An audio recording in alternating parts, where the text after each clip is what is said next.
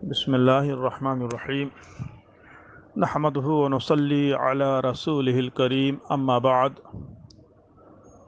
معزز سامعین کرام، کل کی مجلس میں ہم نے یہ بات بتائی تھی کہ اہل سنت الجماعت کے یہاں رکوع سے فارغ ہونے کے بعد سجدے میں جاتے وقت پہلے دونوں گھٹنوں کو زمین پر رکھیں گے، پھر اس کے بعد دونوں ہاتھوں کو، اور یہ طریقہ مسنون ہے۔ مختلف احادیث کی روشنی کے اندر ہم نے آپ کو تفصیل کے ساتھ کل کی مجلس میں بتایا ہے۔ آج کی مجلس میں ایک بہت بڑی غلط فہمی کا ازالہ کرنا چاہتا ہوں۔ وہ غلط فہمی دشمنان حدیث، دشمنان اہل سنت، غیر مقلدوں کی جانب سے پھیلائی گئی ہے۔ آج ہم دیکھیں گے کہ وہ کس طرح حدیث سمجھنے میں کج فہم واقع ہوئے ہیں۔ حال ہی میں بلکہ چند دنوں پہلے سوشل میڈیا پر غیر مقلدوں نے ایک تغرا نشر کیا تھا جس میں دو لوگوں کی تصویر بنائی گئی تھی اور دونوں رکوع سے فارغ ہوتے ہوئے سجدے میں جا رہے تھے۔ وہ دونوں تصویریں ایک کارٹون کی شکل میں بھیجی گئی تھیں۔ آپ کو معلوم ہے کہ جمہور ائمہ سلف و خلف کے نزدیک سجدہ میں جاتے ہوئے پہلے دونوں گھٹنوں کو رکھنا ہے، پھر دونوں ہاتھوں کو رکھنا سنت ہے۔ اگر کوئی معذور یا بیمار ہو تو اس کے برعکس بھی جائز ہے، جیسا کہ امام مالک رحمۃ اللہ علیہ کا مسلک ہے۔ اس تصویر میں جس کو غیر مقلدوں نے کارٹون کی شکل میں بھیجا ہے، اس میں ابو داؤد شریف کی ایک حدیث نقل کی گئی ہے۔ وہ حدیث سند کے اعتبار سے اگرچہ صحیح ہے، لیکن متن کے اعتبار سے معلول ہے اور بعض علماء کے نزدیک منسوخ ہے۔ اس کارٹون کے نشر ہوتے ہی لوگوں میں کافی تشویش پھیل گئی تھی۔ تصویر میں ایک شخص گھٹنے کے بل سجدے میں جا رہا ہے اور دوسرا اپنے ہاتھوں کے بل سجدے میں جا رہا ہے، اور تغرا بنانے والے نے اسی پر صحیح کا نشان لگایا ہے۔ اس لیے تھوڑی سی روشنی اس حدیث کے متعلق ڈالی جا رہی ہے تاکہ عوام کے اندر پھیلی ہوئی غلط فہمی دور ہو جائے۔ معزز سامعین کو مطمئن کرنا میں ضروری سمجھتا ہوں، چنانچہ سب سے پہلے وہ حدیث ملاحظہ فرمائیں جس کو کارٹون بنانے والے نے اس میں جلی حروف میں لکھا ہے۔ اس کا متن دیکھیے۔ عن ابی ہریرہ رضی اللہ تعالی عنہ قال قال رسول اللہ صلی اللہ علیہ وسلم اذا سجد احدکم فلا یبرک کما یبرک البعیر ولیضع یدیہ قبل رکبتیہ، سنن ابو داؤد، حدیث نمبر 4840۔ یہ حدیث سند کے اعتبار سے صحیح ہے، لیکن متن میں شدید اضطراب ہے۔ ذرا غور سے ملاحظہ فرمائیں، بالخصوص اہل علم توجہ دیں اور اس غلط فہمی کو دور کرنے کی کوشش کریں، اور میری یہ تحقیق زیادہ سے زیادہ شیئر کریں اور دوستوں کو پہنچائیں تاکہ غیر مقلدین ہمارے اہل سنت والجماعت کے نوجوانوں کو گمراہ نہ کر سکیں۔ توجہ دیجیے کہ یہ حدیث سند کے اعتبار سے صحیح ہے، لیکن متن میں شدید اضطراب ہے، مضطرب ہے، کیونکہ یہی حدیث جامع ترمذی میں بھی ہے جو اس کے برعکس ہے، اور امام ترمذی نے اسے حسن قرار دیا ہے۔ ترمذی کے ایک دوسرے نسخہ میں یہی حدیث ہے، اس میں پہلے ہاتھوں کے رکھنے کا تذکرہ ہے۔ اسی کے پیش نظر امام ترمذی نے عنوان قائم کیا ہے سجدہ میں جاتے وقت پہلے دونوں گھٹنوں کو رکھنے کا بیان، اور جو حدیث حاشیہ میں ہے وہ صحیح ہے، ورنہ امام ترمذی غلط عنوان نہیں ڈال سکتے۔ ایک کمزوری تو یہ ہے، دوسری کمزوری یہ ہے کہ حدیث کا دوسرا جز راوی کا وہم ہے یا کسی نے تصحیح کر دی ہے۔ توجہ کیجئے کہ اس حدیث میں جو دوسرا جز ہے یعنی وَلْيَضَعْ يَدَيْهِ قَبْلَ رُكْبَتَيْهِ، راوی کا وہم ہے۔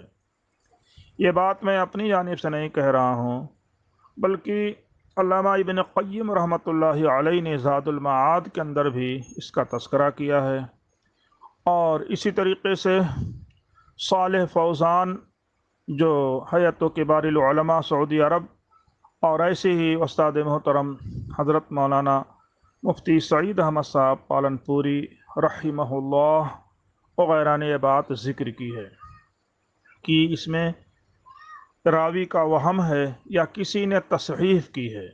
جمہور امت کے عملی تواتر اور صحیح احادیث کے خلاف بھی ہے، اس لیے حدیث قابل عمل باقی نہیں رہی۔ اگر وہ معنی جو تغرا بنانے والے نے لیا ہے درست مان لیا جائے تو واضح ہے کہ حدیث منسوخ ہے۔ ناظرین کرام، سامعین محترم، ماہرین حدیث بہت گہری نظر رکھتے ہیں۔ حدیث کا پہلا جز اور دوسرا جز دونوں پر غور کیجئے۔ یہ پہلا جز حدیث ہے اور دوسرا جز راوی کا قول ہے یا پہلے جملے کی تفسیر ہے۔ اب ترجمہ ہوگا کہ تم اونٹ کی طرح سجدہ میں نہ بیٹھو، یعنی دونوں ہاتھوں کو اونٹوں کی طرح پہلے نہ رکھو۔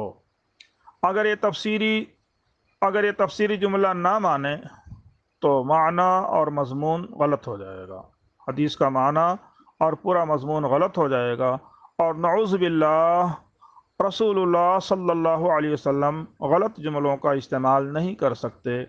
غلط معنی یہ ہوا کہ تم اونٹ کی طرح نہ بیٹھو، اور پھر دوسرے جملے میں بھی اسی کو کہا جا رہا ہے کہ تم اپنے دونوں ہاتھوں کو گھٹنوں سے پہلے رکھو۔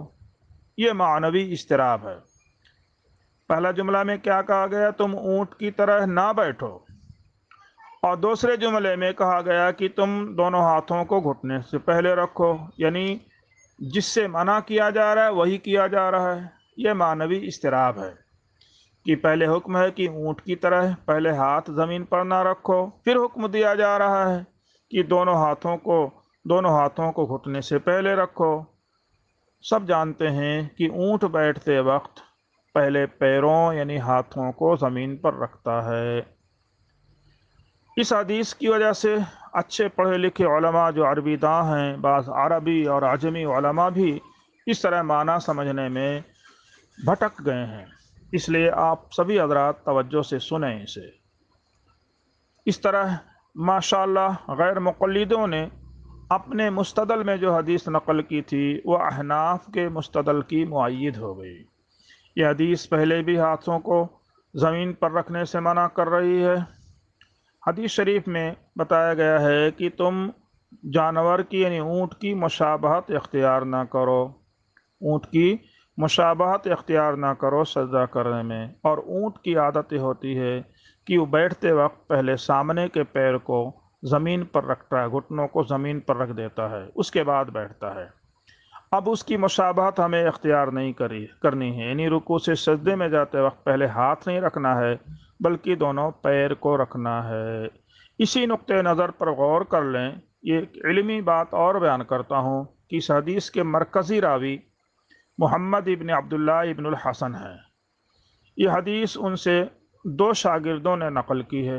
ایک شاگرد عبداللہ ابن نافع بھی ہیں، انہوں نے یہی حدیث نقل کی ہے، لیکن اس میں ہے لیضع یدیہ قبل رکبتیہ، لیضع یدیہ قبل رکبتیہ، آخری جملہ نقل نہیں کیا ہے، اور اسی کو ابن حجر رحمہ اللہ نے صحیح کہا ہے۔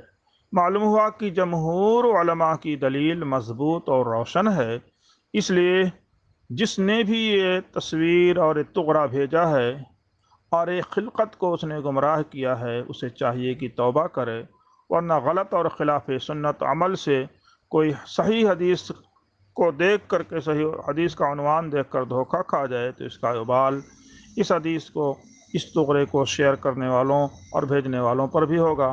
اللہ تعالی ہم سب کو فہم سلیم اور تفقہ فی الدین عطا فرمائے۔ میں نے کل کی مجلس کے اندر پہلے گھٹنوں کو رکھنے کے دلائل پیش کیے ہیں، آپ اس کو جو ہے ویڈیو حاصل کریں اور اسے ضرور سنیں۔ اس کے اندر کئی حدیثیں نقل کی گئی ہیں جس میں یہ بتایا گیا ہے کہ مسنون طریقہ یہ ہے کہ پہلے گھٹنوں کو رکھا جائے، اور ہاتھ رکھنے والوں کو، جو پہلے ہاتھ رکھنے والے ہیں، ان کو ایک محدث اور بڑے فقیہ ہیں حضرت ابراہیم نخعی رحمۃ اللہ علیہ، انہوں نے ایسے لوگوں کو احمق اور مجنون قرار دیا ہے۔ अल्लाह ताला हमको दीन की समझ अता फरमाए। वमा तौफीक़ी इल्ला बिल्लाह।